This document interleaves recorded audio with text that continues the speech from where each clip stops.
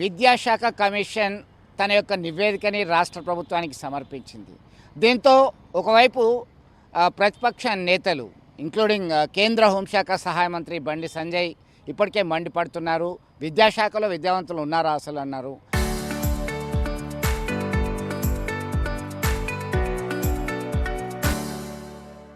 అలాగే BRS senior నేత MLA Harish స్పందించారు. దీంతో ఉపాధ్యాయ లోకం రాష్ట్ర వ్యాప్తంగా భగ్గుమంటుంది. మనతో కొంతమంది ఉపాధ్యాయ సంఘాలకు సంబంధించినటువంటి నేతలు ఉన్నారు.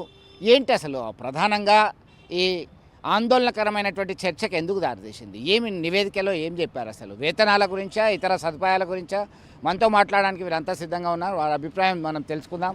చెప్పండి, అసలు మీ పేరేంటి, యూనియన్ ఏంటి, ఎందుకు మీరు అభ్యంతరాలు వ్యక్తం చేస్తున్నారు? ఒక రకంగా రాష్ట్ర వ్యాప్తంగా ప్రకంపనలు సృష్టించింది విద్యాశాఖ ఇచ్చినటువంటి మన నివేదిక. ఏంది అసలు, ఏమున్నాయి అందులో, అభ్యంతరం ఏంటి? నమస్కారం అండి, నా పేరు దాసరి శ్రీధర్. ఎస్టీయు సంఘ రాష్ట్ర బాధ్యునిగా పనిచేస్తూ ఉన్నాను. క్షేత్రస్థాయిలో ఉపాధ్యాయునిగా బోధనలో 27 సంవత్సరాల అనుభవం ఉన్న వ్యక్తిగా ఈ విద్యా కమిషన్ ఇచ్చినటువంటి నివేదికను నేను పూర్తిగా ఖండిస్తున్నాను. ఎందుకంటే విద్యా కమిషన్ అనేది విద్యని మెరుగుపరిచే విధంగా ఉండాలి. ప్రస్తుతం ఉన్న స్థితిగతులకు అనుకూలంగా విద్యని అప్గ్రేడ్ చేసే దిశగా నివేదిక ఉండాలి. గతంలో మనం విద్యా కమిషన్ అనగానే Mudaliar commission, Kothari commission, Yashpal committee లాంటి పేర్లు వినబడతాయి. దానిలో విద్యాశాఖలో అనుభవం ఉన్నటువంటి వాళ్ళు, విద్యా వ్యవస్థ మీద పూర్తి అవగాహన ఉన్నటువంటి వాళ్ళు నేతృత్వం వహించినటువంటి సందర్భాన్ని మనం చూసాం. ఈరోజు విద్యా కమిషన్లో మనం ఆ కూర్పు గమనించినట్టయితే విద్యాశాఖకి సంబంధం లేనటువంటి వ్యక్తులు, రాజకీయ నిరాశ్రయులు దానిలో భాగస్వాములుగా ఉన్నటువంటి సందర్భాన్ని మనం చూస్తూ ఉన్నాం. ముఖ్యంగా వాళ్ళ పరిధిలో లేనటువంటి విచక్షణ కోల్పోయి ఉపాధ్యాయులకి పర్ఫార్మెన్స్ బేస్డ్గా పదోన్నతులని, ఉపాధ్యాయుల జీతభత్యాలు ఎక్కువగా ఉన్నాయి, వాటిని తగ్గించాలని, రాబోయే నియామకాలు 5 సంవత్సరాలు కాంట్రాక్ట్ బేసిస్లో ఉండాలని చెప్పడం చాలా అత్యంత దారుణంగా మేము భావిస్తూ ఉన్నాం. ముఖ్యంగా మనం మొదటి చాప్టర్లో గమనించినట్టయితే దానిలో 1900 పాఠశాలలు జీరో స్కూళ్ళు ఉన్నాయని, 3వ తరగతి విద్యార్థులకు 6.3% చదవడం వస్తుందని, ఇలాంటి డాటా ఉంది. ఈ డాటా సేకరించడానికి విద్యా కమిషన్ అవసరం లేదు. ఇది గతంలో అనేక మీడియాలు పత్రికాముఖంగా పతాక శీర్షికల్లో రాసినటువంటి సందర్భం ఉంది. సాంఘిక మాధ్యమాల్లో ఇలాంటి చాలా గతంలో ప్రచారంలో ఉన్నటువంటి సందర్భం. అయితే విద్యా కమిషన్ తన పనిని మర్చిపోయి ఆ సందర్భం ఎందుకు ఏర్పడ్డది, 6.3% విద్యార్థులు ఎందుకు చదవగలుగుతూ ఉన్నారు, 1900 స్కూళ్ళు జీరో స్కూళ్ళుగా ఎందుకున్నాయి, ఈరోజు దేశంలో 2వ స్థానంలోకి మన తెలంగాణ ఎందుకు వెళ్ళింది, వీటి మీద కూలంకషంగా అధ్యయనం చేసి విశ్లేషణ చేసి వాటికి పరిష్కార మార్గాలు చూపెట్టాల్సిన సందర్భంలో ఇలా ఉన్నాయి కాబట్టి ఈ పాఠశాలల్ని మూసేద్దాం అనడం చాలా దారుణం. ఇంకొక విషయం ఏంటంటే తెలంగాణ పబ్లిక్ స్కూల్ ఏర్పాటు చేయాలని, దానికి గాను 35,000 కోట్ల రూపాయలు రానున్న 5 సంవత్సరాల్లో ఖర్చు చేయాలని చూపెట్టడం జరిగింది. నిజంగా మనం గతంలో అంకెల గారడి బడ్జెట్ను చూసాం. ఎప్పుడు కానీ బడ్జెట్ వచ్చిన సందర్భంలో అంకెల గారడి అనే మాట మనకు వినబడతా ఉంది. కానీ ఇది అంకెల గారడి విద్యాశాఖ నివేదికగా నేను భావిస్తూ ఉన్నాను. ఎందుకంటే ఇప్పటికే అనేక రకాల యాజమాన్యాలతో సర్వీస్ రూల్స్ లేక ఉపాధ్యాయులందరూ కామన్ స్కూల్ రావాలని అనేక సంఘాలు, అన్ని సంఘాలు సుమారుగా కొట్లాడుతున్నటువంటి సందర్భంలో మరిన్ని మేనేజ్మెంట్లలో పాఠశాలలకి తెరదీయడం అనేది, ఇప్పటికే యంగ్ ఇండియా ఇంటిగ్రేటెడ్ స్కూల్స్ పేరుతో ప్రతి పాఠశాలకి 200 కోట్ల రూపాయలు కేటాయిస్తూ రాష్ట్ర ప్రభుత్వం నిర్ణయం తీసుకోవడం, ఇంకా మళ్ళీ అదనంగా తెలంగాణ పబ్లిక్ స్కూల్ ఎక్కడో ఆరుట్ల అనే దగ్గర డెమో మేము చేస్తున్నామని, పైలట్ ప్రాజెక్ట్ కింద చేస్తున్నామని, 175% ఎన్రోల్మెంట్ పెరిగిందని చెప్పారు. చాలా సంతోషం. కానీ దానిలో ఒక 2,000 మంది విద్యార్థులు చదవాలంటే ఈ రోజు ఉన్నటువంటి అత్యంత పెద్ద మండలాన్ని తీసుకున్న 2,000 మంది విద్యార్థులు ప్రభుత్వ పాఠశాలల్లో చదివే సందర్భం లేదు. అంటే ఈ లెక్కన ప్రతి మండలానికి ఒక పాఠశాల పెట్టాలని ప్రభుత్వం భావిస్తున్నట్టుగా మేము గమనించాం. నిజానికి ఇది విద్యా హక్కు చట్టం స్ఫూర్తికి విరుద్ధం. విద్యా హక్కు చట్టం ఏం చెప్తుంది? అందుబాటు అని చెప్తుంది. అందుబాటు అనగానే అక్కడ 4 పిల్లలున్న 2 టీచర్లను ఇవ్వాలా అనే ఒక ప్రశ్న తలెత్తుతుంది.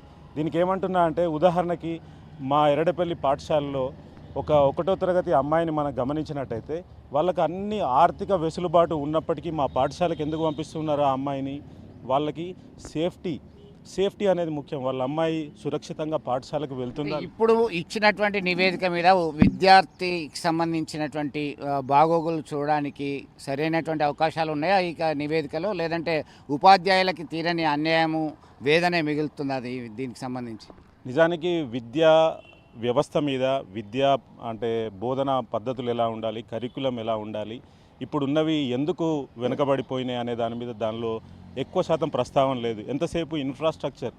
ఆకునూరి మురళి గారు గతంలో ఆంధ్రప్రదేశ్లో పనిచేసిన సందర్భంలో నాడు నేడు పేరుతో ఇన్ఫ్రాస్ట్రక్చర్ పెంచినటువంటి పరిస్థితులు మనం గమనించున్నాం. ఆ మేరకు ఉన్న పాఠశాలల్ని ఆధునీకరిస్తే మేము దాన్ని స్వాగతిస్తాం. ఇప్పటికే మనం చూసాం, నవీన్ మిట్టల్ విద్యాశాఖలో పనిచేసిన సందర్భంలో హైదరాబాద్లో అనేక పాఠశాలల్ని ఫంక్షన్ హాల్లకు ఇచ్చినటువంటి పరిస్థితి.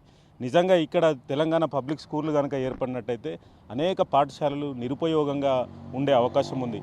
ఇటీవలి కాలంలోనే కాంగ్రెస్ ప్రభుత్వం వచ్చిన తర్వాత అమ్మ ఆదర్శ పాఠశాలల పేరుతో, మన ఊరు మనబడి పేరుతో పాఠశాలల్లో కనీస సౌకర్యాలు కాస్త మెరుగైనాయి.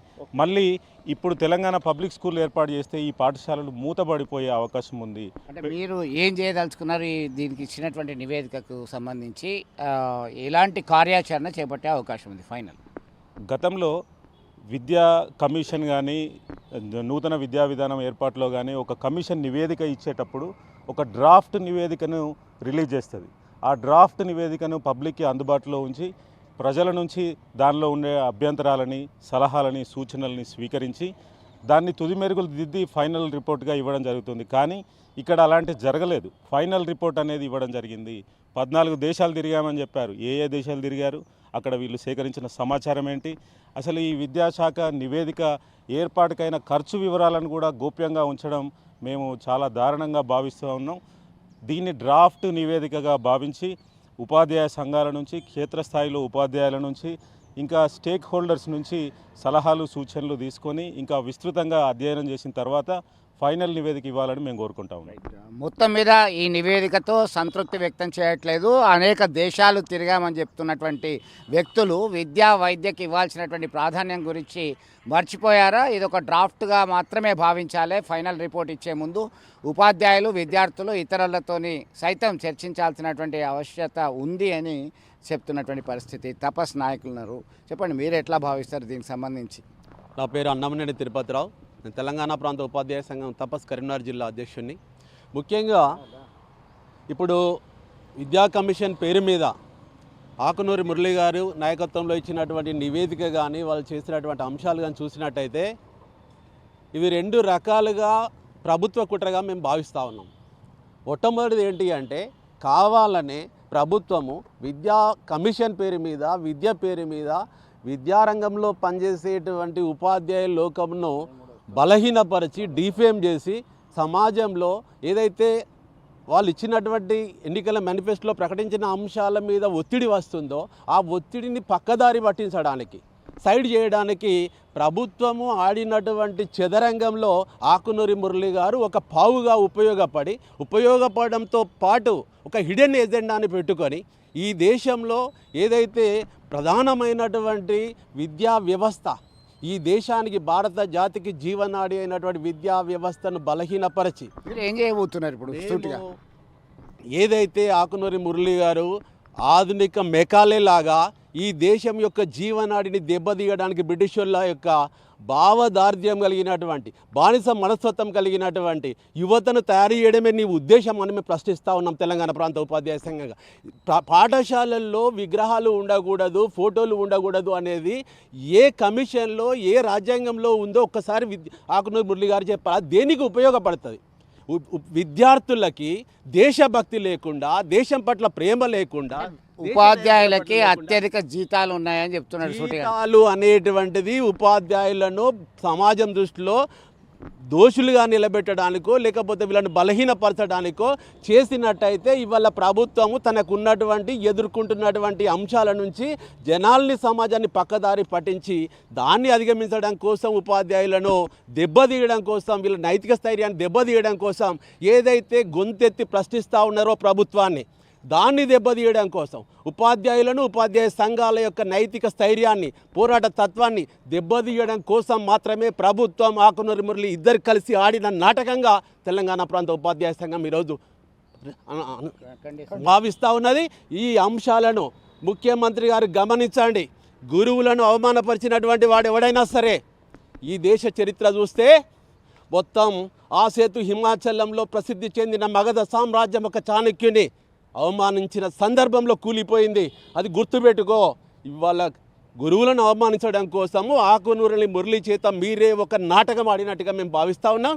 దీన్ని ఖండిస్తూ రాష్ట్ర వ్యాప్తంగా అవసరమైతే దేశవ్యాప్తంగా దీని మీద తెలంగాణ ప్రాంత ఉపాధ్యాయ సంఘం ఏబీఆర్ఎస్ఎం నాయకత్వంలో ముందుకెళ్ళి మీ యొక్క ఏదైతే మీ హిడెన్ ఎజెండాని బయటపెడుతుంది, దీన్ని ప్రశ్నిస్తుంది. ప్రతి దగ్గర సమాజంలో మీరు అనుసరిస్తున్న విధానం పట్ల అవగాహన కల్పించి సమాజంలో పట్ల ఉద్యోగ ఉపాధ్యాయులను దెబ్బతీయడానికి మీరు ఆర్థికంగా వీళ్ళేదో అడుగుతూ ఉన్నారు.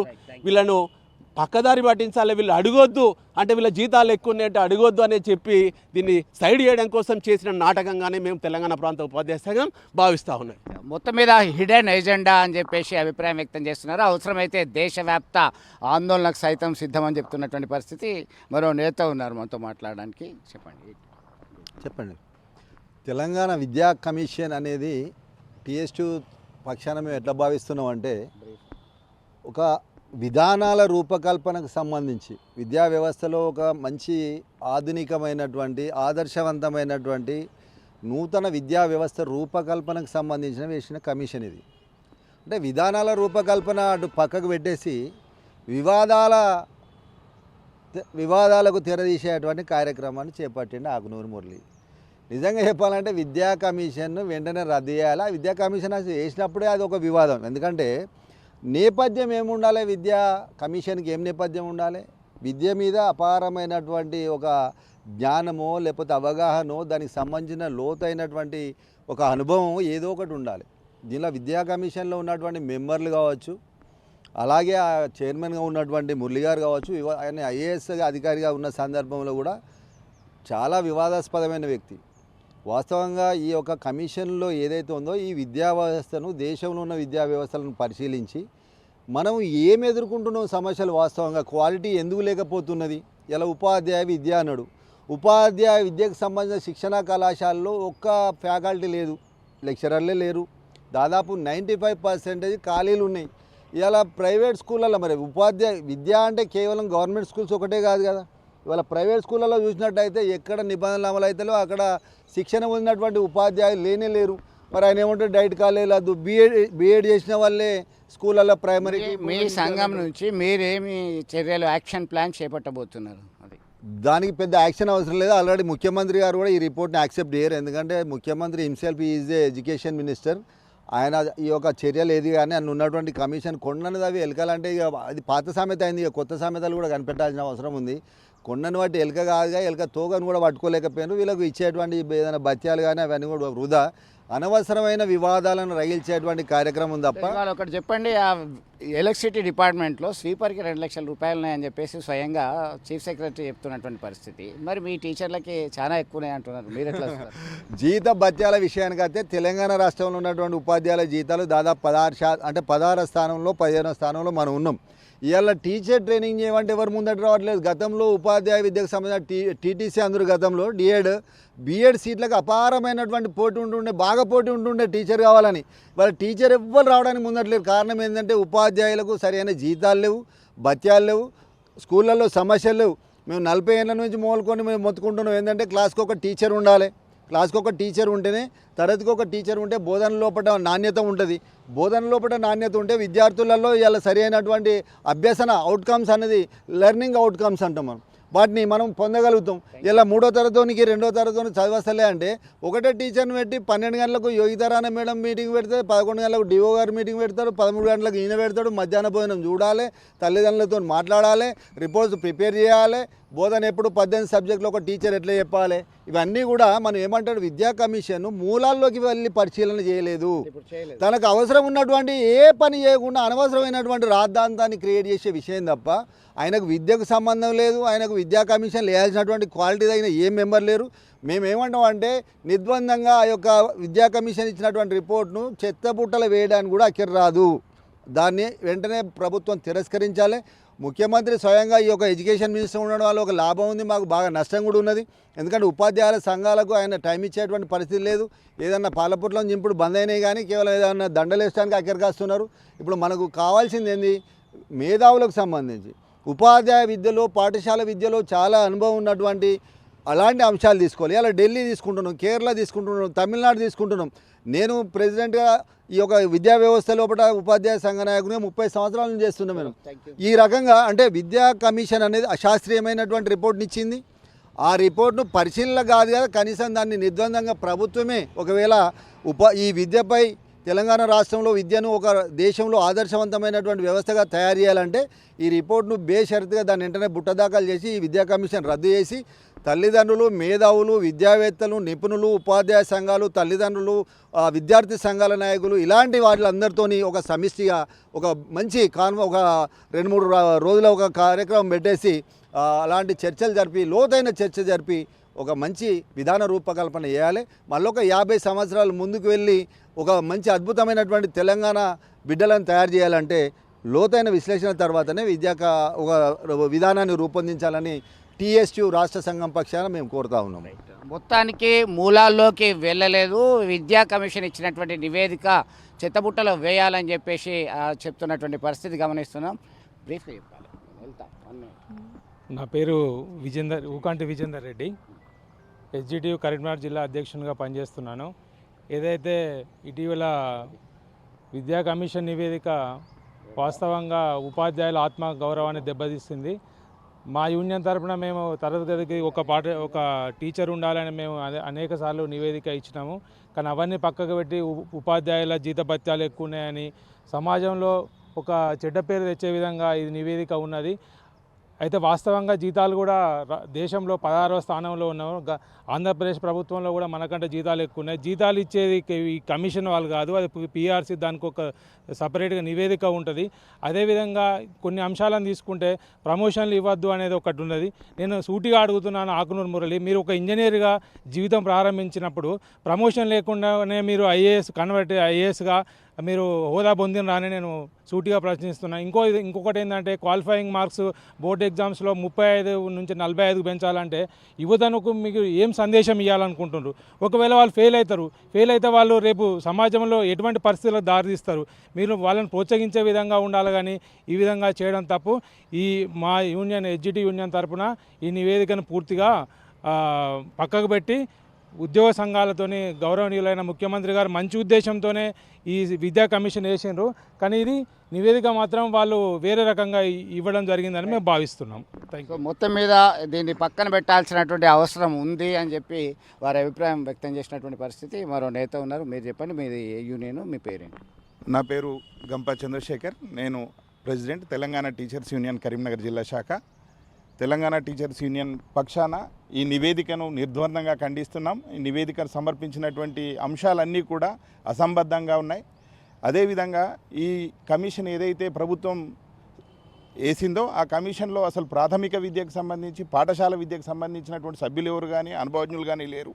వాళ్ళు తీసుకున్నటువంటి నిర్ణయాలన్నీ కూడా కళాశాల యూనివర్సిటీ స్థాయిలో ఉండేటువంటి వాళ్లకు సంబంధించే కానీ మూలాల్లో సంస్కరణలు ఏ విధంగా సూచించకుండా వాళ్ళ యొక్క ఉపాధ్యాయుల యొక్క పాఠశాల విద్యలో పనిచేస్తున్నటువంటి ఉపాధ్యాయుల యొక్క మానసిక నైతిక స్థైర్యాన్ని దెబ్బతీసే విధంగా ఉన్నాయి.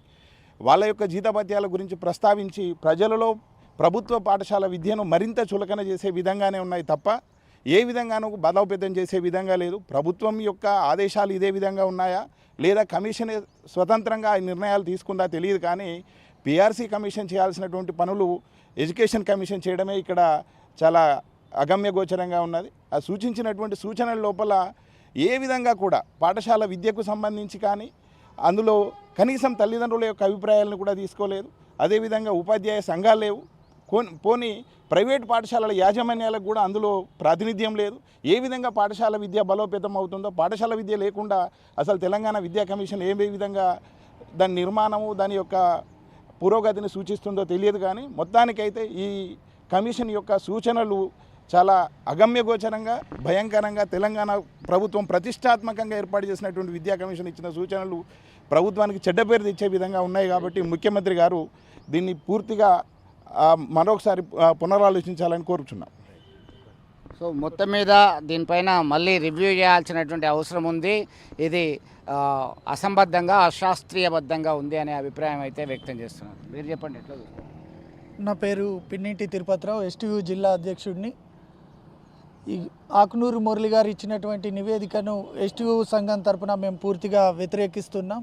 ఎందుకంటే ఇందులో పొందుపరచబడినటువంటి అంశాలు ముఖ్యంగా కనుక తీసుకున్నట్లయితే ఉపాధ్యాయుల యొక్క జీతభత్యాల విషయాలు అందులో ఉంచడం అనేటువంటిది టీచర్లను అవమానించే విధంగా, ఆత్మగౌరవాన్ని దెబ్బతీసే విధంగా ఉన్నాయి. దీన్ని మేము పూర్తిగా వ్యతిరేకిస్తున్నాం. అసలు జీతాలు అనేటువంటిది దీనికి ఒక పిఆర్సీ కమిటీ ఉండి మార్కెట్లో ఉన్నటువంటి వస్తువుల రేట్లకు అనుకూలంగా శాస్త్రీయంగా తీసుకున్నటువంటి పద్ధతి ప్రకారం జీతాలు అనేటువంటిది ఉంటుంది. అంతేకాకుండా వివిధ రాష్ట్రాల్లో కనుక చూసుకుంటే అన్ని రాష్ట్రాల్లో కన్నా మన తెలంగాణ కూడా దాదాపు 16వ స్థానంలో మన తెలంగాణ ఉన్నప్పటికీ జీతాలు ఇక్కడ ఎక్కువగా ఉన్నాయని అందులో పొందుపరచడం అనేటువంటిది టీచర్లందరినీ మనోవేదనకు గురి చేసేటువంటి అంశంగా భావిస్తున్నాను. అంతేకాకుండా ఇందులో మన డిఎడ్ను రద్దు చేయాలనేటువంటిది పొందుపరచడం కూడా మేము తీవ్రంగా వ్యతిరేకిస్తున్నాం. ఉపాధ్యాయులందరూ కూడా దీనికి బాధపడుతున్నారు. ఆల్రెడీ డిఎడ్ చేసినటువంటి ఉపాధ్యాయులందరూ వాళ్ళ పరిస్థితి ఏంది, వాళ్ళ బాగోగులు ఏంది, వాళ్ళు ఎట్లా ముందుకెళ్ళాలి అనేటువంటిది కూడా ఆలోచించాల్సిన అవసరం ఉంది. సుప్రీంకోర్టు ఈ మధ్యనే ఇచ్చినటువంటి తీర్పులో కూడా ప్రైమరీ ఎడ్యుకేషన్ ఖచ్చితంగా డిఎడ్ చేసిన వాళ్ళే చేయాలని ఉన్నప్పటికీ దాన్ని కూడా ఆచరణలోకి తీసుకోకుండా ఆకునూరి మురళి గారు అందులో పొందుపరచడం, రద్దు చేయాలనడం మేము తీవ్రంగా వ్యతిరేకిస్తున్నాం. ఉపాధ్యాయ సంఘాలు అందరూ కూడా ఈ యొక్క నివేదికను ఖచ్చితంగా రద్దు చేసి మళ్ళా కొత్త వారితో మంచి ఎడ్యుకేషన్లో అనుభవజ్ఞులైనటువంటి టీచర్లు ఉన్నారు, ఉద్యోగ సంఘాల నాయకులు ఉన్నారు, పిహెచ్డీలు చేసినటువంటి డాక్టరేట్లు చేసినటువంటి విద్యావేత్తలతోని ఒక కమిటీని ఏర్పాటు చేసి కొత్తగా నివేదిక తయారు చేసి అది ఫాలో కావాలని కోరుకుంటున్నాం. Thank you. సో మొత్తం మీద దేశ భవిష్యత్ అనేది తరగతి గదిలోనే మొదలవుతుంది అనే నానుడి చాలా కాలం నుంచి వింటున్నాం. అయితే అశాస్త్రీయంగా ఈ విద్యా కమిషన్ తన నివేదిక సమర్పించింది. దీనిలో మూలాల్లోకి వెళ్ళలేదు, సమగ్రమైనటువంటి చర్చ జరగలేదు. దీన్ని బుట్టదాఖలు చేయాల్సిందే అని ఉపాధ్యాయ సంఘ లోకమంతా కూడా స్పష్టం చేస్తున్నటువంటి పరిస్థితి. ఇది ఇలాగే కొనసాగితే ఇప్పటికే ఉపాధ్యాయుల పట్ల చులకన భావం ఏర్పడే విధంగా ఈ కమిషన్ ఇచ్చిన నివేదికలో ఉంది. దీన్ని ఖచ్చితంగా వ్యతిరేకిస్తున్నాం. చాలా మార్పులు తేవాల్సినటువంటి అవసరం ఉంది. రాష్ట్ర ముఖ్యమంత్రి విద్యాశాఖ మంత్రిగా ఉన్నారు. ఆయనకి ఇది ఒక వరము లేదా శాపంగా ఉంది ఉపాధ్యాయ సంఘాలకి, ఉపాధ్యాయులకి. ఎందుకంటే ఆయన నిర్ణయం తీసుకుంటారు త్వరితగతిన అనేది ఒక పాజిటివ్ వేలో చూస్తున్నారు. ఆయన్ని కలిసేటువంటి అవకాశమే వస్తలేదు. అసలు శాస్త్రీయబద్ధమైనటువంటి విధానాన్ని వివరిద్దామన్నా కానీ సమయం లేనటువంటి పరిస్థితి ఉంది. ఇది ఒక శాపంగా మారింది అనేటువంటి అభిప్రాయం సైతం వారి మాటల్లోనే విన్నాం. మొత్తం మీద ఒక ఆందోళనకరమైనటువంటి అంశంగా విద్యాశాఖ ఇచ్చినటువంటి నివేదిక చర్చకు దారితీసినటువంటి పరిస్థితి. వీడియో సుమంత్తో కలిసి చంద్రశేఖర్, ఆర్టీవీ, కరీంనగర్ నుండి. చరిత్ర సృష్టించినోడు ఇప్పుడు ఆ చరిత్రని తిరగరాయబోతున్నాడు. అబద్ధాల గోడల్ని బద్దలు కొట్టి నిజాలను రాగా మీ ముందుంచబోతున్నాడు. నిజమైన వార్తల కోసం వెంటనే డౌన్లోడ్ చేసుకోండి రా యాప్ని.